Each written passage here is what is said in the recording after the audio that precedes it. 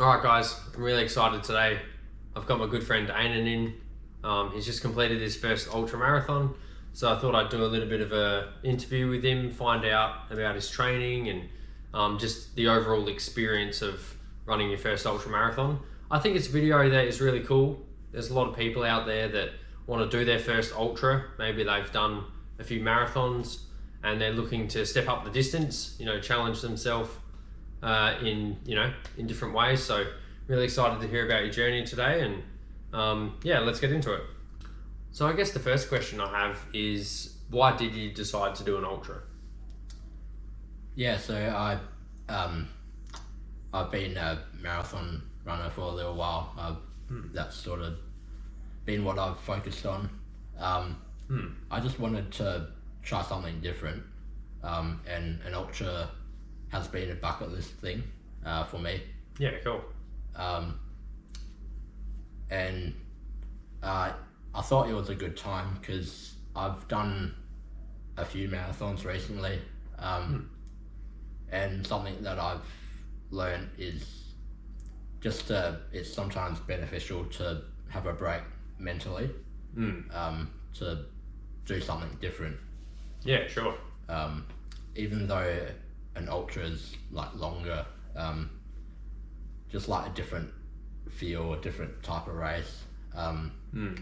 Like for me specifically, it was not having to think about my time, Right. or hit a certain pace, but just like enjoy nature and the run itself. Yeah, cool. So you have it's a new challenge, but at the same time sort of feels like it's a bit refreshing and kind of different. Yeah. Yeah. Yeah, awesome. So what event did you end up doing? And then how far was the run? So I did the Hyson 105 50k. So that's from Maiponga to Victor Harbour along the Hyson Trail. Awesome. 50k. That's a good, I guess that's a good distance as well if you're used to doing marathons, 42k, do a 50k, it's a good kind of jump from there. Yeah. Yeah, if an ultra's on your bucket list and you haven't done it before, 50k is probably a good place to start. Yeah, awesome. Obviously you've trained for marathons before, and you would have had to build out a long run and get used to just being on your legs for a decent amount of time and doing speed work and that kind of thing. Did you change anything in your training leading into this race? I did. So what I found was it's quite important to just include the type of running that you're doing, that you're preparing for. Yeah, sure. As in, if, for instance, for me, my ultra had a lot of elevation. So to include that in the training, along with if it's on a trail, to do trail runs. Yeah, cool. Yeah, that makes a lot of sense. So you obviously researched the event, looked at what kind of thing it was, and then I'm guessing all of your marathons were just road marathons. Yep. Yeah, so you didn't really need that specific terrain training on. So that's a really, really important point here, is when you're doing an ultra marathon, maybe you're doing a 50k like Ainan was going to do, but maybe you're doing a road 50k.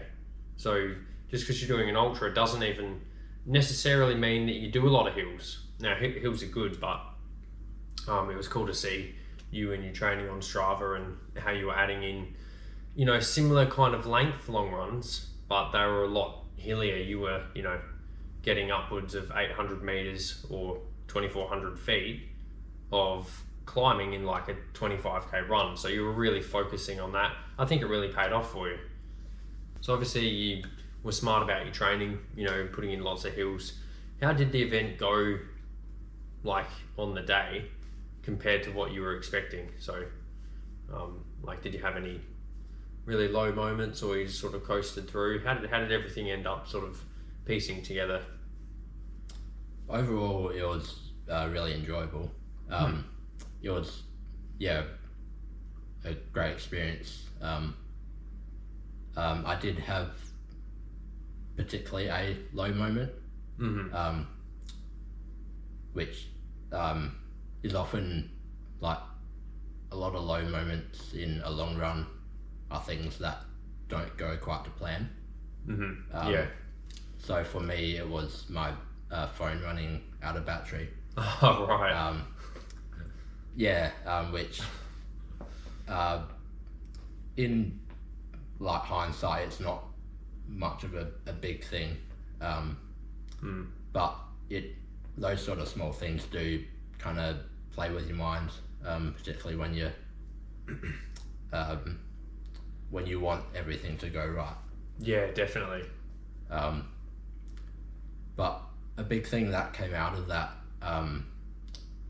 was particularly like in my training, I've kind of learnt to like be my own answer to problems that arise. But in this race, I was able to find strength in other people, which is something that you often don't get as a runner just training. What that looked like was just to be able to help other people, and in turn just feeding off each other. It's a really good environment in a race, particularly an ultra. Yeah, awesome. Yeah. No, that's a really awesome answer. Like, I've definitely experienced that community feel. Remember when I did one of my first ultras and I was, a little bit nervous on the day, and I rocked up and I realised that everyone was kind of in it together. Like, you're racing against each other, but it's very much a community thing. And if you haven't experienced it, it is really cool. Like, similar to parkrun, like, everyone's super welcoming and very encouraging, and I think it's partly because it is really hard, and so you kind of all in it together, kind of suffering a bit, and it's a cool thing to experience. So on the run, like, I know that it can vary a little bit for people. Did you follow like a nutrition strategy, say like, this much water an hour or this many carbs or like that kind of thing, or did you kind of just go by feel? For myself, I mainly went by feel. That was because I've sort of know my body by now, just what to expect with what to eat and what goes well for me. But I'd also strongly suggest to have a nutrition plan, especially if you're new to running or a certain distance in running, and everybody's different, so it's really important to figure that out. And a plan is a good way to do that, to have a strategy going into a race. Because sometimes it is tough to follow that sometimes. Definitely. But it is important. I think like you've made a really good point there that everyone's different, and so you've been doing it for a while, you kind of know your body a little bit and that kind of thing, so that's really cool to hear. But again, having a plan can definitely be useful if you're just starting out. But that's awesome that you could just listen to your body. And what did you have we like sort of said what position you came? Have we mentioned that yet? No. Okay, sorry, I forgot to ask him. So what like position did you come out of everyone in the 50k? So I came 12th. I think it was out of about 150 people. Awesome. What was your... should have asked you this near the start, that's okay. What was your overall time for the 50k? I did it in 6 hours and 26 minutes. Yeah, awesome.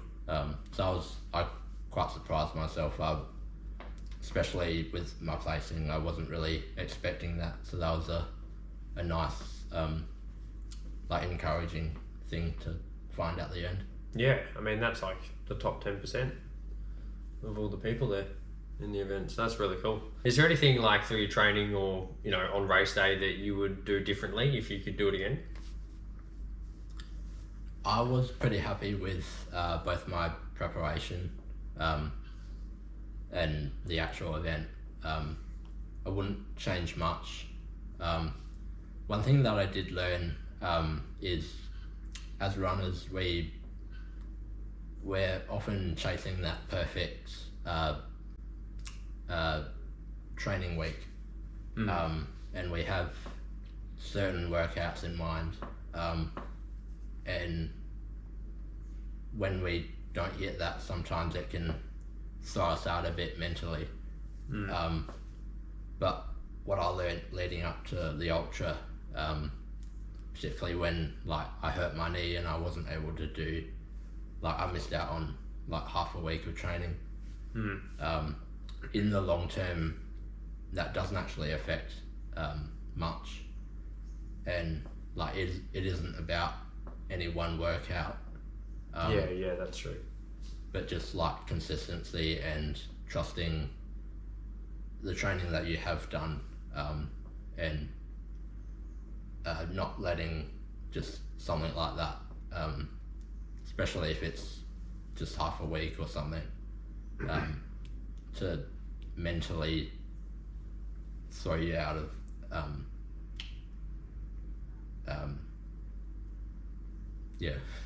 Yeah, no, that's really cool. It seems like you're only just getting into this kind of stuff. You haven't actually done too many marathons yet. It seems like you've got a lot of maturity already as a runner, which is really important, and you can kind of, even if something doesn't go right, say in a training session or whatever, you kind of got that bigger picture of things take time and you got to be patient. And yeah, it's been really cool to hear your journey, hearing about this event, and I'm sure this is a lot of useful information that other people looking to get into their first ultra would be able to take on board. So thanks for coming in. Final question: what's next? What's next on the agenda? More ultras? Back to marathons? What's the plan for you? Yeah, so I'll be going back to marathons now. And a big goal for next year is a sub 3 hour marathon. Oh, cool. It would be awesome to do that specifically at Adelaide Marathon, because that was my first marathon. So right. To come back there as like a bit more of a special event, to tick off a major milestone for me. Yeah, awesome. That would be ideal. So what's your current marathon PB? The last marathon I did was 3 hours 35 minutes. So you got a decent amount that you want to try and get quicker, get under 3 hours, but you still got a while before the next Adelaide Marathon and your training's looking good. So yeah, I'm really keen to see the next year for you, and it's been cool to see how much you've improved this year, and yeah, really cool to see what else you've got planned in the future and where it will lead. So thanks again for coming in. Thank you.